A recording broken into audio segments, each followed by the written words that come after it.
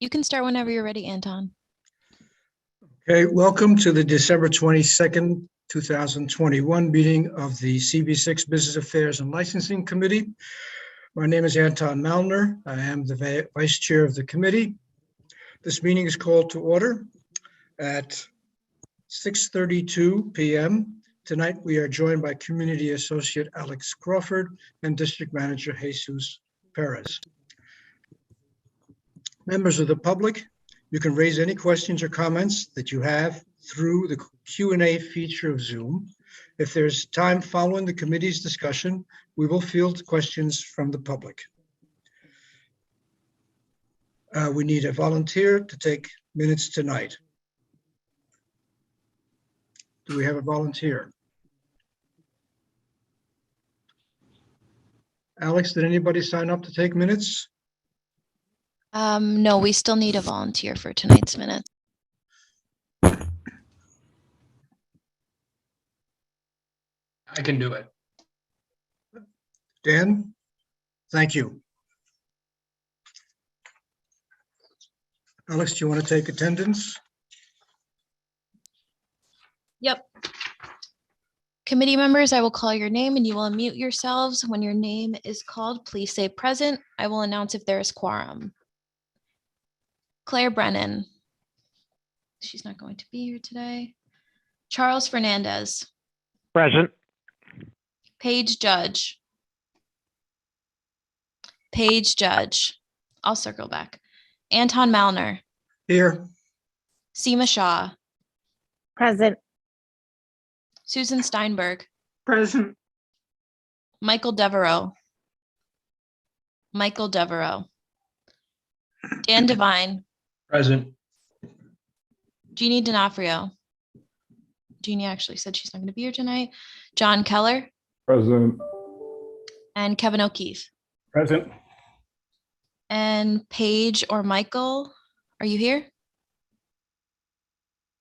Okay, well, we have quorum. Thank you. The agenda for tonight's meeting was distributed ahead of time by the board office and appears on the screen before you. If there is no objection, we will adopt the agenda as stated. Members of the committee, if you object to adopting the agenda, you may raise your hand through Zoom.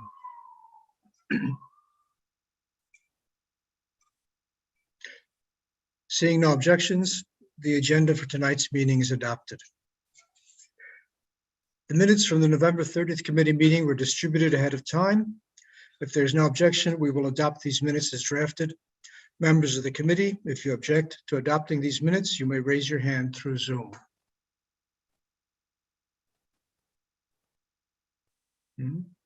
Seeing no objections, the minutes for the November 30th meeting will be adopted and will soon be available on the CB6 website. Okay, some ground rules. In order to conduct an efficient meeting, let's observe a few ground rules. 1, no one may speak until granted the floor. 2, committee members, if you have a question about committee business or wish to make a motion, please raise your hand through Zoom. The chat function should not be used for committee business or questions about agenda topics. All such remarks should be made on the record by raising your hand through Zoom. Chat should only be used to alert us to any technical difficulties you are having or to state in writing information like an email address that was already stated aloud on the record during the meeting. When a committee member is given the floor to speak, I will identify you and you can unmute yourself so that you can speak. We are required by New York State law to have a transcript of the meeting, so please keep your questions or comments succinct and germane to the discussion. Okay, shall we start with tonight's agenda? First one being new on-premises license for BS Pine LLC at 365 3rd Avenue. Are there any representatives for BS Pine LLC? Yes, I'm here. Could you please identify yourself for the record? Sure. My name is Guy Vaknin. I'm the chef and owner of BS Pine and the new restaurant. Do any committee members have any questions about BS Pine LLC's application for a new liquor license.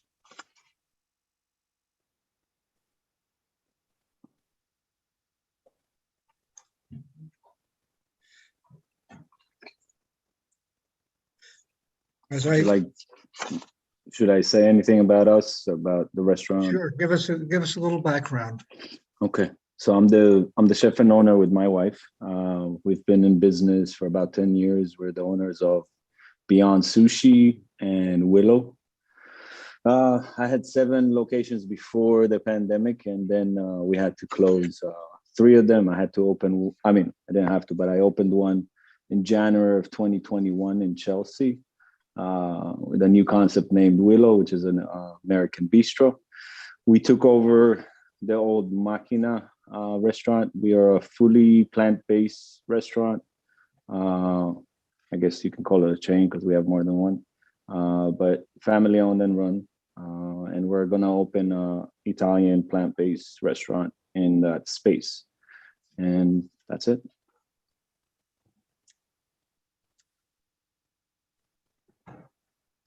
Committee members?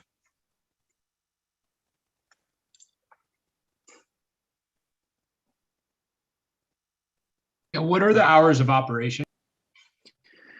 All our restaurants operate in the weekdays from 11:30 to 9:30. The kitchen operates, and then we close it around 10.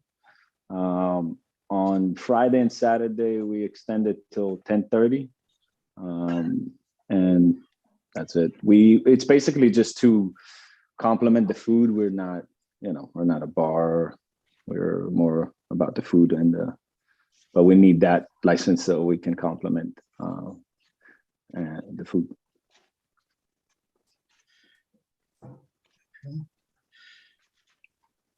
Do we have any, Alexandra, do we have any questions from the public?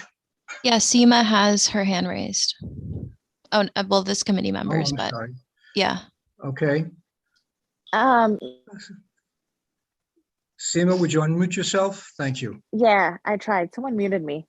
I Sorry. just wanted to say that, my whole family loves Beyond Sushi. I think you closed the one on Appreciate it. 14th Street.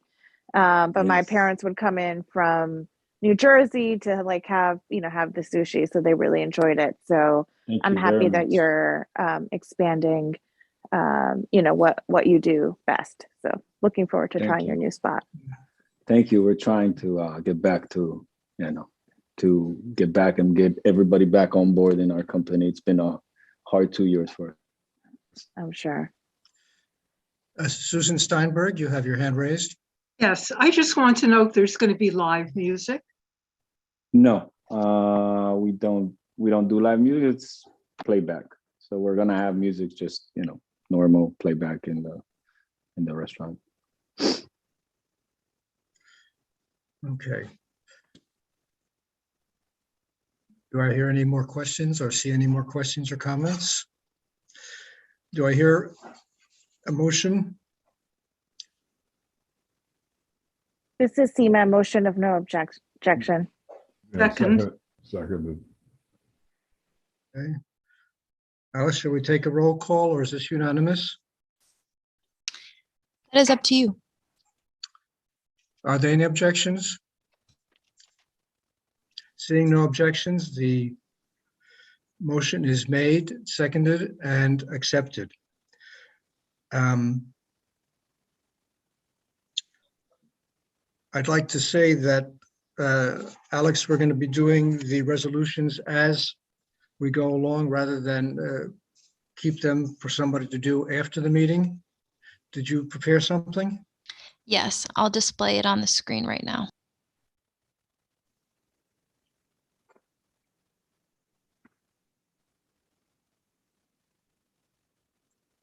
Okay.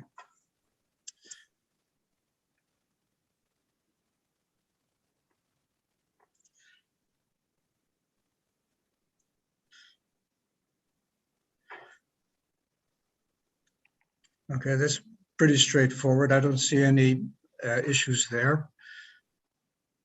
Do any committee members have any comments about this resolution?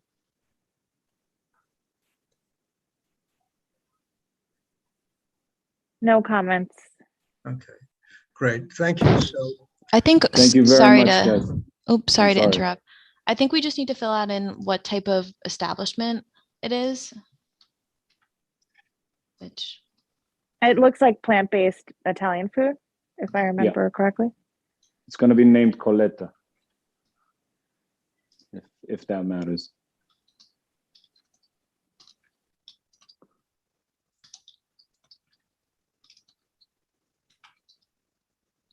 thank you.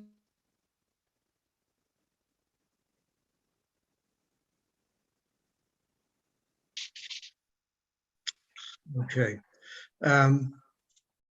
Thank you very much, Guy. Appreciate it. And, I think I'll try to get over there. Thank you As soon very as I much. I can. appreciate it, guys. I appreciate it very much. All right, the second item on the agenda, new on-premises license for Bullnat Batik Management Company at 320 East 43rd Street. Is there a representative or representatives for Bullnat Batik? Yes, this is Lindsay Farina with the Skeen Law Firm for Bon Appetit. Okay, I'd like to give a short introduction with some back information, if that's okay. sure. Bon Appetit Management Company is a well-known national caterer. Some of their notable locations in New York are Hamilton College and the corporate offices in the Empire State Building. We are seeking to license 2 locations within 320 East 43rd Street. One is at the B level of the building, and the other is for the 10th and 11th floors within the same building. These 2 locations are the corporate offices of the Ford Foundation. And the Ford Foundation is a charitable institution which aims to fight poverty and social justice. The purpose of these licenses would be for private catered events held at this business, which would service only the employees of Ford Foundation and their guests. The locations would not be open to the general public. The events would mostly be employee parties and fundraisers. And we're looking for hours of operation for alcohol service from 8:30 a.m. to 9 p.m. These locations will not have any entertainment or outdoor areas. They would have pre-recorded background music only. Also present at this meeting is Shirley Bueno Miller. She will be in charge of the on-site operations, and we are happy to answer any questions you might have. I've been in your building. Your indoor-outdoor space is quite impressive. Thank you. Susan, you have a Did question? did I hear right that alcohol service starts at 8:30 a.m.? Well, that would be the earliest it would possibly start. We would always be within the legal service hours set forth by the New York State Liquor Authority. The office is basically open at 8:30 a.m. So we're just trying to have as flexible a range as possible. But alcohol would only be for private events that are scheduled. It wouldn't be served every day at 8:30 and ending at 9 p.m. Okay, thank you. You're welcome.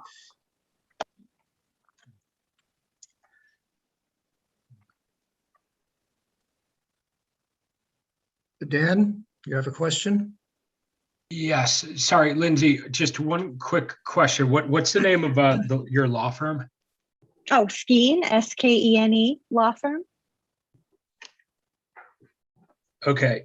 And then I guess the other question is around the hours of operation. Is it still New York state law that it's not legal to serve alcohol prior to 11 a.m. or noon? No, that law was updated, I think maybe about 2 years ago. Got it. Okay. Thank you. You're welcome. Do I hear a motion to go forward with this and make a recommendation to the State Liquor Authority to approve this? No objection. Second, Motion is no objection. All right. Do I hear any objections? Alex, you may note this is unanimous. Are there I'm any gonna- comments? Yes. Are there any comments from the general public?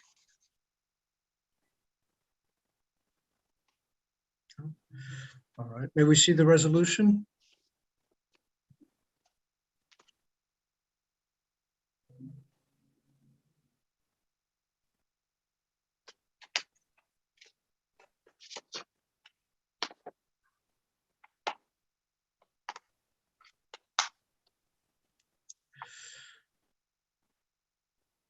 Okay, And for my notes, who made the proposal and then who seconded it?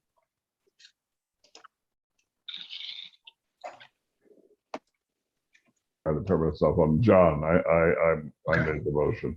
Got it.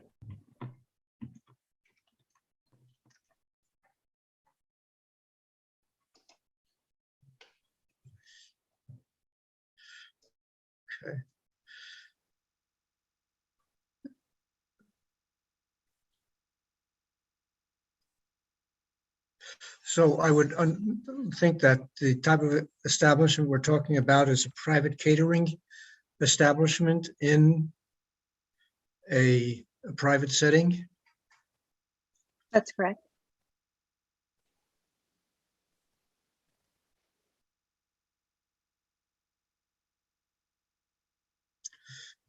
Okay.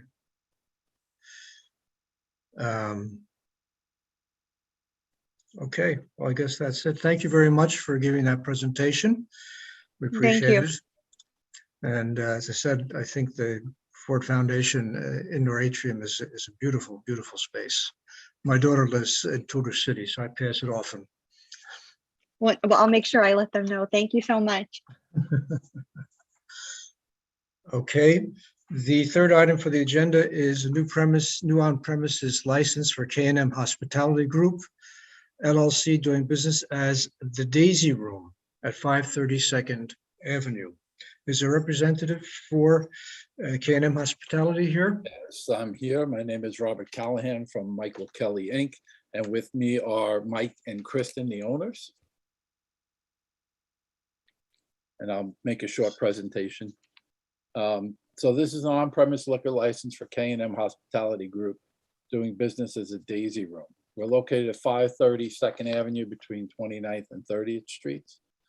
We will be a cocktail lounge with a very relaxed atmosphere. We'll be serving high-end cocktails and a limited beer and wine menu as well. We'll be serving small plates, including some seafood dishes and Italian-based dishes. That includes some raw bar items like oysters and lobster, salad, seafood dishes, including scallops, some sandwiches and salads, and also meat and cheese boards. Our hours will be 5 a.m. to 12 a.m. Sunday to Wednesday, and 5 p.m. to 2 a.m. Thursday to Saturday. We'll have approximately 12 tables with 28 seats, and a bar with 16 seats for a total of around 44 seats. We'll provide background music for the customers from an iPad or an iPod, but no loud music. We won't be a run-of-the-mill bar. We want to be a very relaxed cocktail lounge. Mike and Kristen have run Vino Tapa for some time now, and they're loved by their neighbors there. They're very professional operators. In your packets, we've included some letters of appreciation from their neighbors in that neighborhood, saying what professionals they are and what an asset they are to the neighborhood. We believe they'll be an asset to this neighborhood as well. And they're also very involved members of the community. So if you have any questions, we'd be glad to answer them at this time.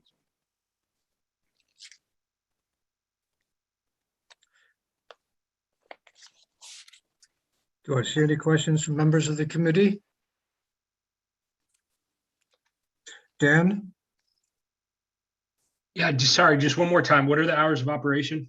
5 p.m. to midnight, Sunday to Wednesday, and 5 p.m. to 2 a.m.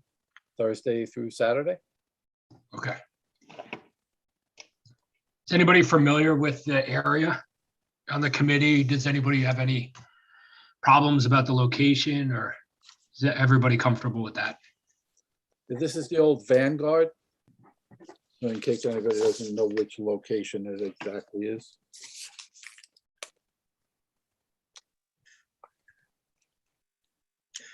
Okay, do I hear a motion of no objection?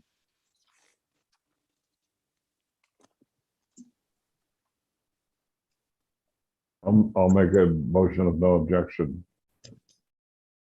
Second, Thank you.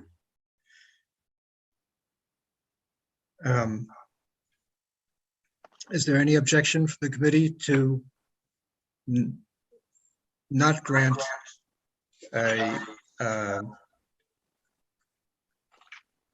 this establishment to go to the State Liquor Authority and on our recommendation?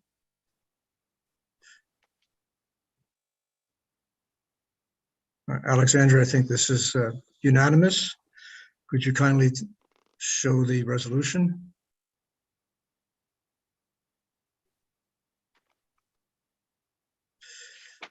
Okay. Now, just to make sure, Robert, this is on your application, you've put tavern, but this is really more like a cocktail lounge? Yeah, we're required to call it a tavern because of the limited food service. It's not a full restaurant menu, so they require us to call it a tavern. Okay. Okay, so, and you're operating as the Daisy Room. That's correct. Okay, so I guess whereas the Daisy Room is operating as a tavern.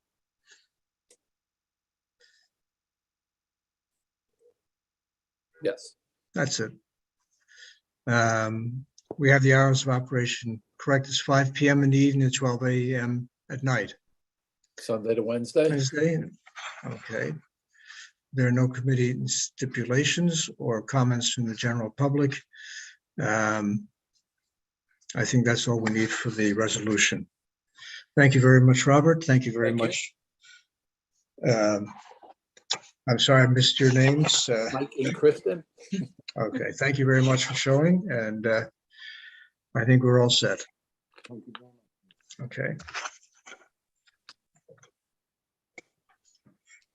Okay, the third item on the agenda, fourth item on the agenda is a new on-premises license for Graf LLC doing business as Graf at 149 East 57th Street.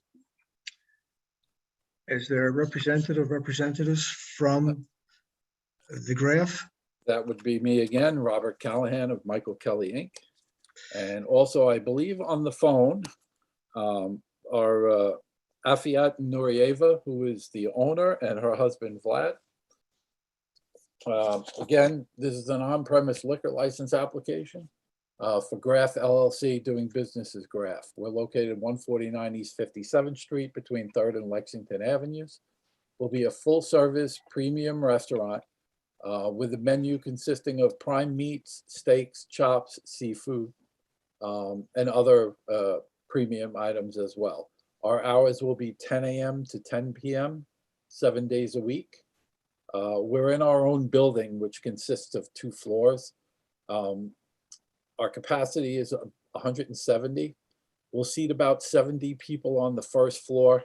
Yeah, you can see it right there behind the scaffolding. The scaffolding there. Yeah. Yep, right in the middle there. So unfortunately, our floor plans weren't ready yet. We should have them by Monday. But we're going to sit about 70 people on the ground floor and about 45 people on the second floor. And there's a small bar on the second floor as well, which would include the people at the bar would be included in that 45. So we should have the floor plan by Monday. If you have any questions, we'd be glad to answer them. Just for clarification, on your 30-day notice, you indicate that you're going to have live music, piano, saxophone. whereas on the community board questionnaire, it indicates no live performances. Yeah, that was a mistake on my part. That should have included the saxophone. Yeah, it's just like one player or two players, and it's not every evening. The building is its own building, so there's no neighbors upstairs for any noise problems. On both sides are one side is a commercial business with offices above it, Yeah. which are closed during the evening, and then on the other side is an office building. So we don't think that a small little thing like that would cause any kind of problems. There is soundproofing in the building already, but we would always be willing to do more if it was needed, but we don't believe it would be needed. Okay. What is the capacity of the restaurant going to be? The C of O says 170. Right now, we're looking to do about 70 and 45, so we're 115-ish, 120 at the most. Okay. All right. Could you please correct your CB6 questionnaire, because it says the indoor capacity for the venue, and you've indicated it's Scarsdale. That autofill. Let me just. You're going to have the whole population of Scarsdale in The your. whole population of Scarsdale. There's a few more than 170 in Scarsdale. Okay, I will send that over to you in the morning, corrected. Okay. 170. But it won't be 170. That would be very, very tight. All right. Do I hear any questions or comments from the committee members?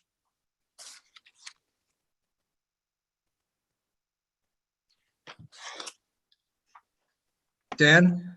I'm curious from the owners, can you just describe to me a little bit more about what made you decide to open this establishment in this location?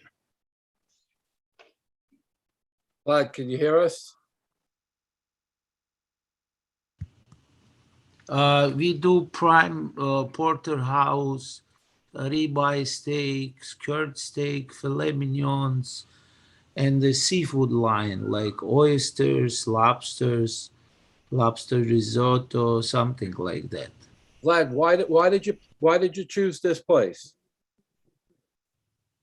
This was available on the market. We discuss about rent. We get the negotiation. And I think this area is good for prime plus food. Yeah, definitely. I mean, I hope you do well. I know the area could use it. What? Well, it is on Billionaires Row, 57th Street. Yeah, we like to do Wagyu steak also, but we try to see if it's gonna be today everything grow up crazy prices on the meat. Try to be not expensive place. Okay. All right. Do I hear a motion of no objection? Motion of no objection. Second? I'll second. Thank you. Do I hear any objections from the committee to the granting of the necessary permissions or recommendations to the State Liquor Authority for Graf? Hearing no objections, it is passed unanimously. Alex, could we take a look at the resolution?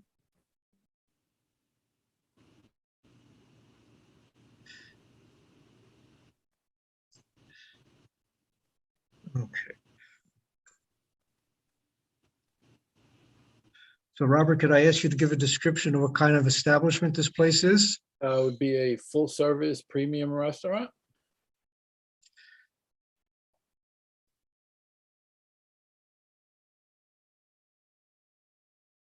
Okay.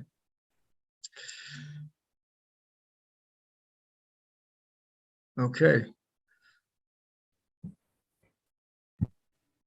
Everything else seems to be in order. And Any comments? I will send a corrected questionnaire to Alexandra in the morning. Thank you. You're welcome.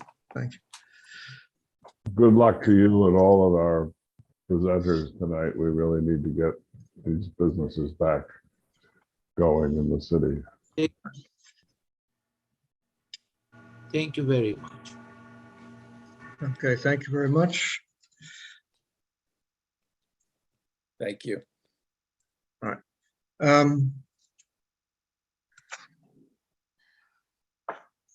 I really don't have a report as such, but I will mention that I did attend a Zoom meeting, which was called by the New York City Department of Small Business Services,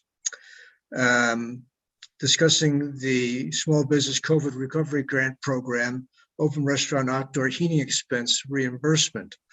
So the purpose of the meeting to members of any community board and general public was to discuss the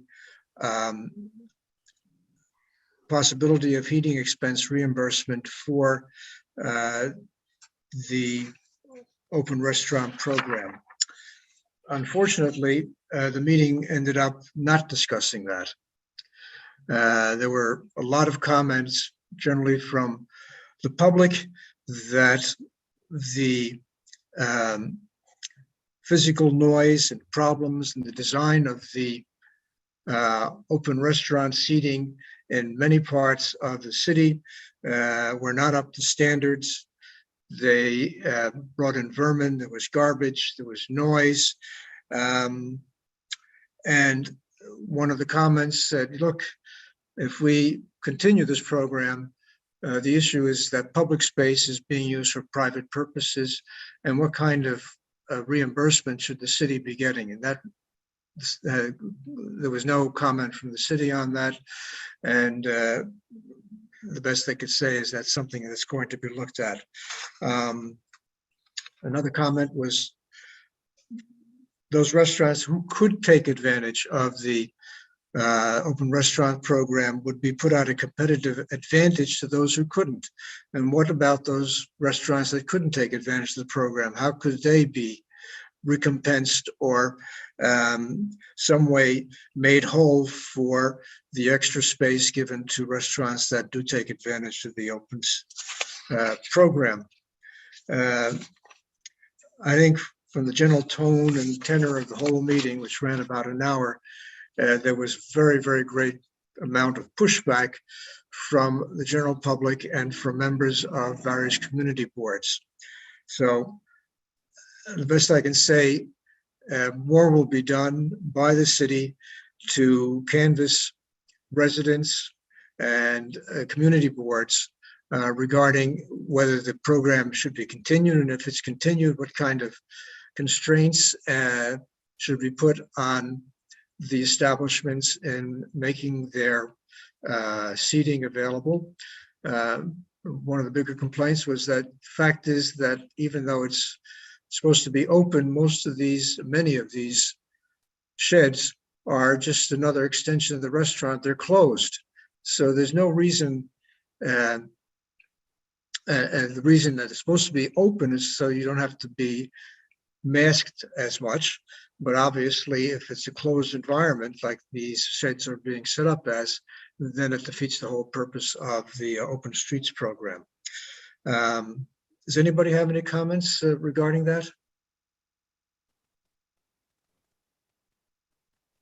I'm just Yeah. curious to learn a little bit more. Sorry, John, go ahead. No, that's okay. Go ahead. Go ahead. Oh, please go. No, I just had a question. You said community boards were there. Was there any community board there that had brought a resolution to that effect, or were these just?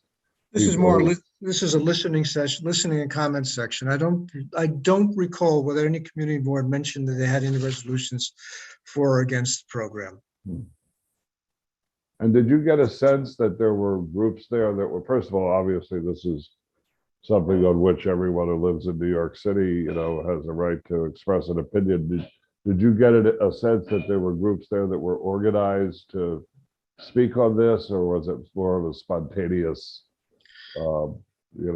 There were a couple of representatives of groups and from various neighborhoods, but it was basically an open forum. Okay, thank you. Okay, the second thing, I attended a Zoom meeting that Councilman Powers called. Next month, we'll be looking at a renewable liquor license for Waterside Restaurant. As you may or may not know, the state government has approved that there could be 9 new casinos in New York. And one of the operators who wants to open a casino is the owner of the Water Club. And he is petitioning, as one of the 9, to open a casino on a barge or on the sidewalk next to the Waterside. Now, this won't take place anytime soon, but I just wanted to make sure the committee knew that when we do discuss the renewal of the liquor license next month, that one of the intentions of the owners of the establishment is to petition the state and city to have an operating license for casino. They call it a boutique casino, no slot machines, a James Bond type establishment where you have craps tables, card tables, and roulette. Councilman Powers is going to be following through on this. The sense of the people who are attending the meeting, there are a number of people from different boards as well as representatives that Keith called in. The general consensus is not to go ahead, not to consider something like that for the east side of Manhattan, which would bring more traffic and problems, and it would not be additive to the neighborhood. Any questions about that? I have no old or new business. I have Anton, I have a question real quick. Yes. Now, does anything about the Waterside by not granting them a liquor license, or is this just something to have in the back of our minds? We should have in the back of our mind. As far as I know, the Water Club has been operating with a liquor license for years and years, and there haven't been any substantive problems with them. I think Keith brought this up. He just wanted to make sure that people were aware that the city council can approve 3 licenses in New York City, but he was not in favor of approving a license in this location in New York City. Senator Kruger's office does oppose New York City licenses in general for casinos. And from what Keith Powers said, New York State Assembly does appear to be opposed to having licenses in Manhattan, the casinos in Manhattan.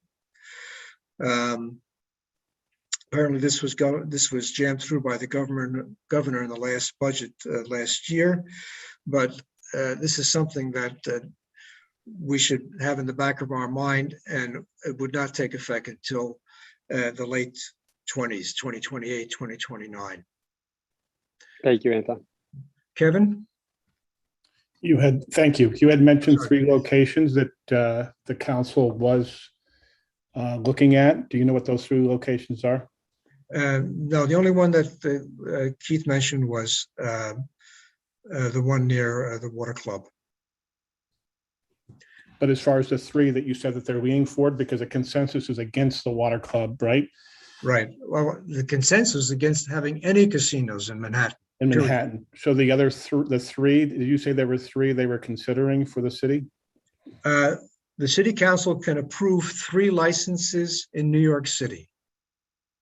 Okay, but Not there's just not nothing, New York there's no, City. okay. All right. Of the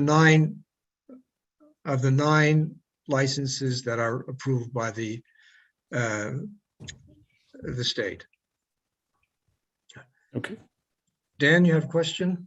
Yeah, sorry to go back to the original meeting. First, my question is, what was the exact name of the meeting that you're attending? And then secondly, what do we want to do as a committee around this? Because I think this is going to revolutionize the city depending on what we wind up doing with open streets and basically, the new land that a lot of these restaurants have taken up. And my questions around that too was, I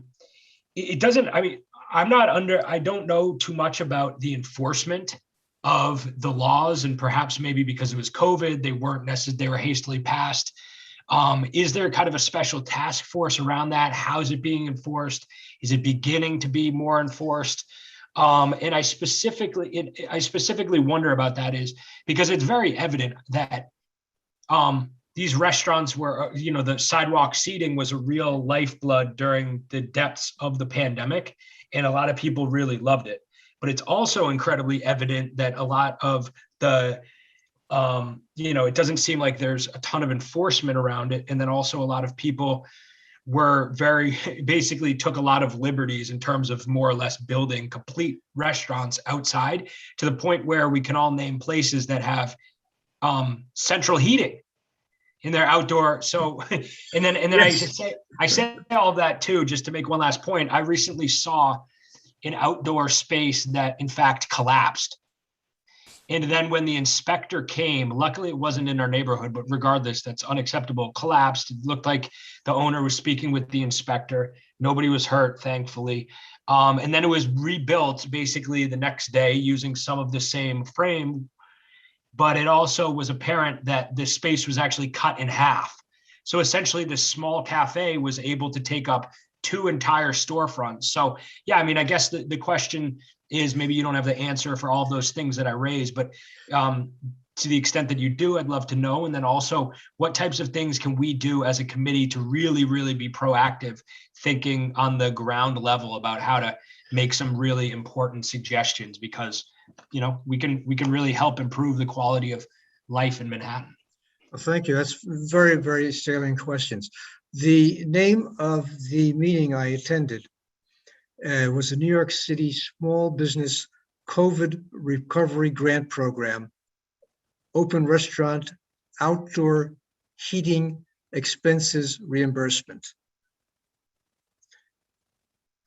And this was sponsored by the New York City Department of Small Business Services. As far as enforcement, that was brought up, and it was very evident from the comments that the enforcement has been lax. Again, maybe because of the pandemic, and maybe because of other exigencies, but the city has indicated they are beefing up their enforcement staff and will be enforcing the rules regarding the open restaurants starting in January. Basically, they're hiring more people. And yes, I agree with you. I think this committee might have a long think about this and get a general consensus of what we would like to indicate to the community CB6 board itself as to what our thoughts were, so that this can be communicated to the city. Does anybody have any comments to add to that? Do we support the Open Cities program? Do we Open Restaurant program? Do we support it in its current form, or should it be modified, or should there not be any open restaurant program at all? Anton, I definitely generally support it. Does anybody know the bill or the law? Because I'd love to go back and actually read it, because I've seen everything under the sun. I'm not really sure what's allowed, what's not allowed. So before supporting it or not supporting it, aside from generally, I'd like to know kind of the specifics of it. Can't help you there. I don't know what the law says. I just see, use my general observation. I see some open restaurants that really are open. They just cordon off a space, where there are others, as you mentioned, are a full restaurant on the street with central heating. So there's got to be some place that the law has to step in and say, no, you can't do that, or this is okay. I think there's been a lot of, liberal interpretation of what the law is. Kevin? And there's some low-hanging fruit, and that's a good situation. A good example is 33rd and 3rd Northwest corner. That's a Pops area, and the restaurant and tequila bar took over that entire Pops and built an outdoor cafe with doors. So it's not exactly conducive to somebody who wants to use it as a sit-down Pops area. There is a service request in on this to the district office, went in today.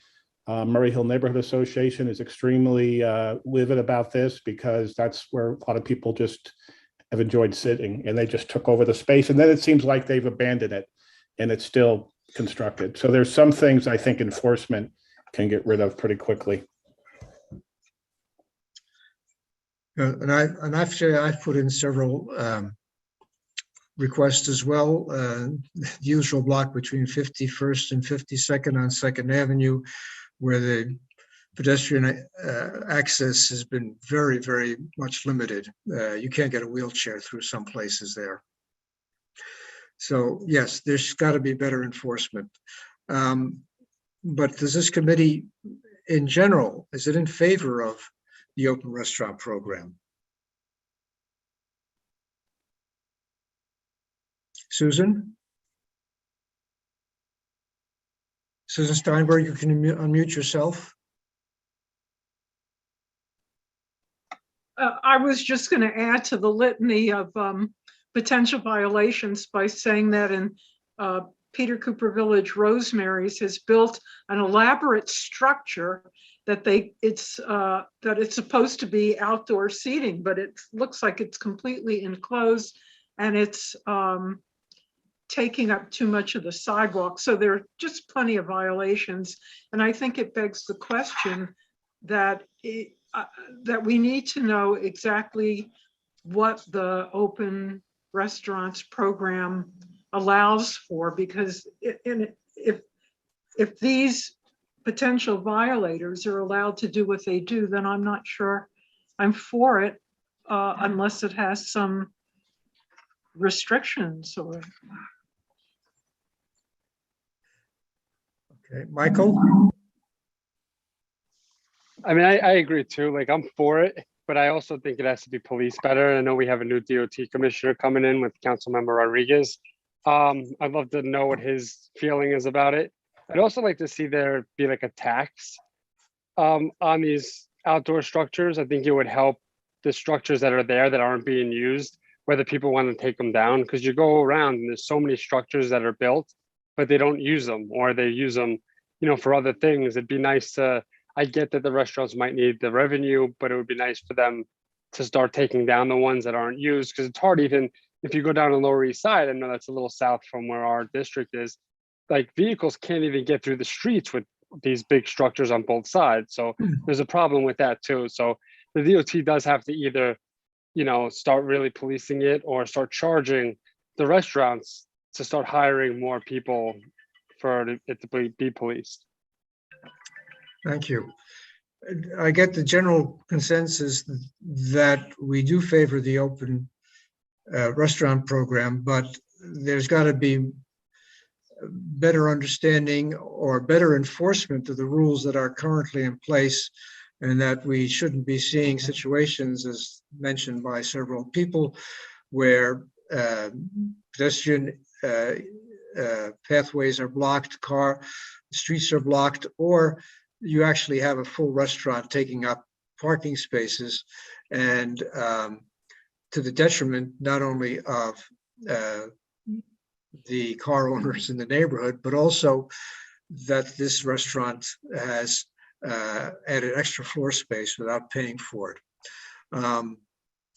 Is that the general consensus, general thoughts? Seema? Yeah, I just wanted to re-raise what you had mentioned earlier, Anton, which is around restaurants that don't have, that frontage available to create a structure, and like, how is the city thinking about supporting those restaurants? So that's something I'd love for us to think about as well, because I think that it's actually kind of common in our district, and so curious if we could even invite some of those restaurants to come in, to say how it may have impacted, their establishments as well. Okay. Kevin, you have a question, comment? Well, I was just following up, and I'm glad Michael mentioned DOT, because it seems to me that the open street should be hand in hand with, I should say, the open restaurant should be hand in hand with open street. The DOT, I think, can be gun shy about opening streets, closing it down to motorized vehicles. But yet, as Susan pointed out, they have these pinch points like at 20th and First. I think hopefully the new administration will be a lot more aggressive about closing down streets to motorized traffic. And then we could have a lot more room to obviously steer strollers and pedestrians to go through. But I think DOT can have this discussion again without taking open streets expansion seriously. Okay, thank you. John? Yeah, just more of a historical perspective, and I know others on this committee have been here for a while. We've gone from the days when Kyle or his predecessor would take a tape measure and measure to be sure there were 8 feet of space, between a building and a structure of the building put up, to now, where we have at least one restaurant. I don't want to out them because we're on a recording here and open session, but doesn't even have interior space anymore, and everything's exterior, taking up large portions of the street. So my comment is that I just think we really do need to reimagine this and rethink this quite a bit. And I think the idea of equity in relation, I think we were all so 2 summers ago, so concerned just to keep restaurants alive. I know even in my own neighborhood, on Saturday night dinner, we'd go or take out something from a restaurant that normally we never would. But now I think we've sort of come around on that, where we have a question of the equity of those who, are, perhaps taking advantage of, not taking advantage of, Yes. but taking full, I'm trying to think of the politically correct term, but, fully exploiting the availability of the opportunity, whereas others are penalized. Okay.